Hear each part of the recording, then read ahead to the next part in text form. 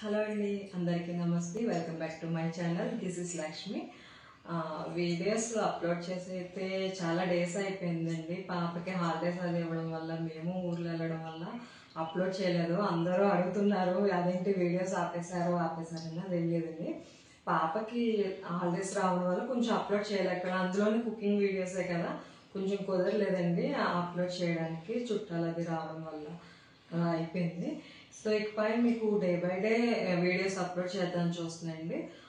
ఇప్పటి వరకు cooking videos, అది కూడా షార్ట్ వీడియోస్ మీకు నేను మీతో షేర్ చేసుకున్నానండి. ఇకపై నా డైలీ రొటీన్ బ్లాగ్స్ మీతో షేర్ చేసుకుందాం అనుకుంటానండి.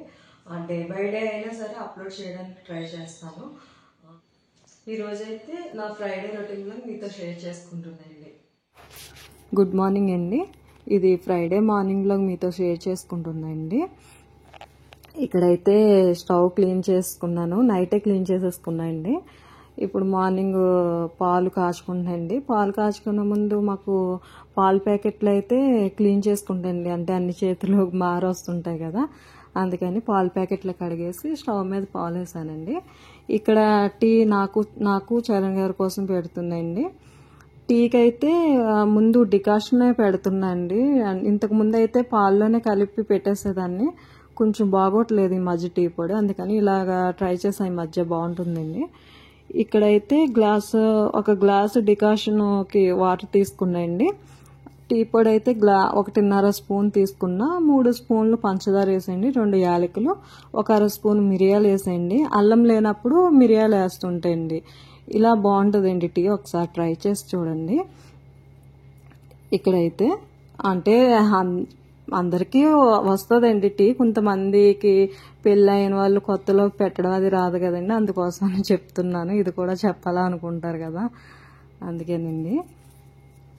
ఇక్కడైతే అత్తయ్యగారి కోసం కాఫీ కలుపుతున్నాండి. మా రోజు అయితే అత్తయ్యగారే కలుపుకుంటుంటారు. అప్పుడప్పుడు నాకు కుదిరినప్పుడు, కొంచెం టైం ఉన్నప్పుడు నేనే కలిపిచ్చేస్తాను. ఇక్కడ అత్తయ్యగారికి అయితే కాఫీ ఇస్తుందండి.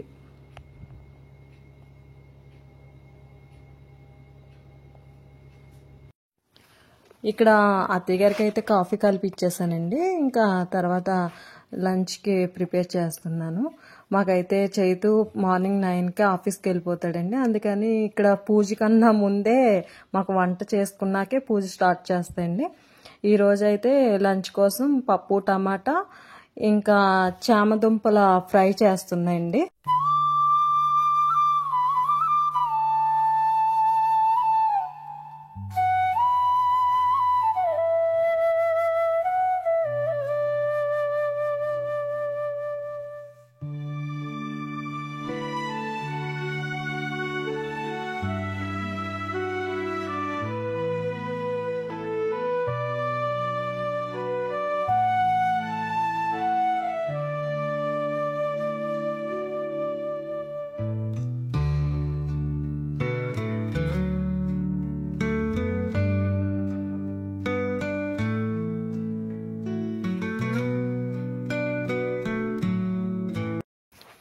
ఇక్కడైతే చామదుంపల ఫ్రై కోసం చామదుంపల్ని వాష్ చేస్తుందండి.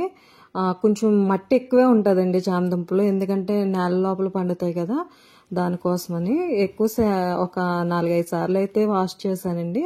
వాష్ చేసిన తర్వాత కొంచెం సరిపడా నీళ్లు, చామదుంపలకు సరిపడంత వాటర్ వేసుకొని ఒక 3 విజిల్స్ హై ఫ్లేమ్లోనే పెట్టానండి.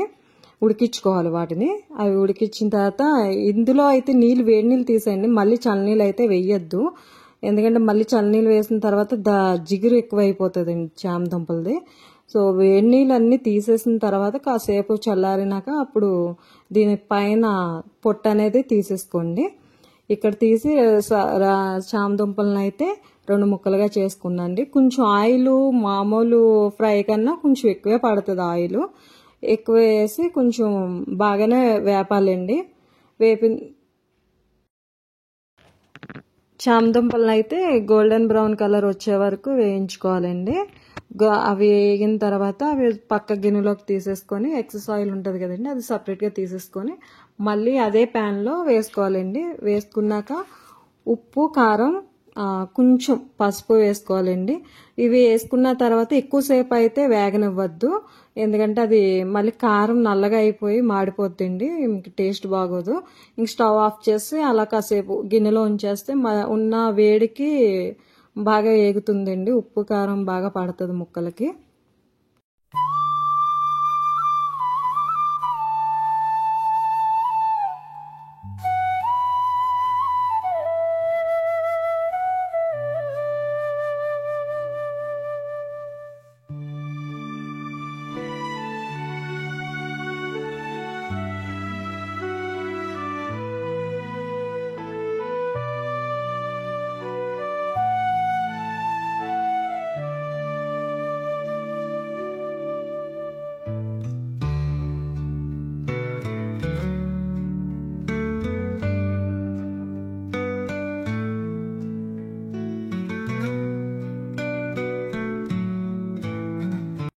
చైతుకైతే లంచ్ బాక్స్ కట్టేసండి. ఇంకా లంచ్ బాక్స్ కట్టిన తర్వాత నేనైతే ఫ్రెష్ అయిపోయాను.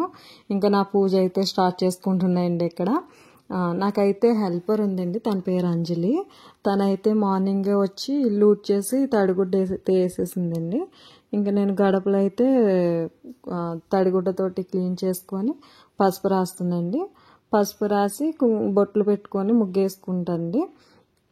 ఇక్కడైతే డైలీ రాయనండి పసుపు, శుక్రవారం పూట మాత్రమే రాస్తానండి. ఇంకా నార్మల్ డేస్లో అయితే మామూలుగా చిన్న చిన్న ముగ్గులే పెడతాయండి. కొంచెం శుక్రవారం పూట అయితే కలర్స్ అవి వేసి ముగ్గు పెడుతుంటాయండి. ఇక్కడైతే స్టవ్ మళ్ళీ క్లీన్ చేసుకుంటున్నాయండి. వంట చేశాను కదండి, అందుకని మళ్ళీ క్లీన్ చేస్తున్నాను. అమ్మవారికి నైవేద్యం చేయాలని అండి. ఇక్కడైతే ప్రసాదం చేసుకుంటున్నాయండి. ప్రసాదం గిన్నెకైతే కొంచెం పసుపు రాసి బొట్లు అయితే పెడుతున్నాయండి. ఎక్కువైతే చేయనండి ప్రసాదం, కొంచెం అక్కడ ప్రసాదం గిన్నెలోకి సరిపడంత మాత్రమే పాయసం అయితే చేసుకుంటాయండి.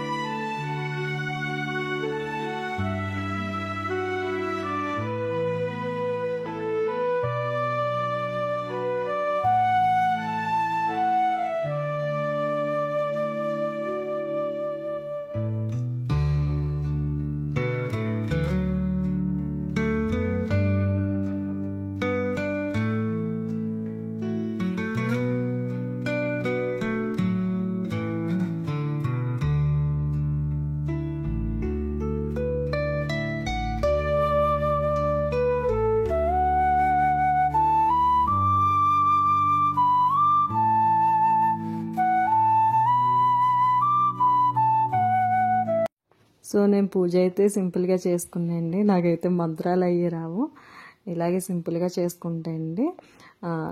వీడియో అయితే ఇంక ఇక్కడితో ఎండ్ చేస్తున్నానండి. వీడియో నచ్చినట్లయితే లైక్ చేయండి. మళ్ళీ ఇంకొక కొత్త వీడియోతో మీ ముందుకు వస్తాను. అప్పటి వరకు బాయ్.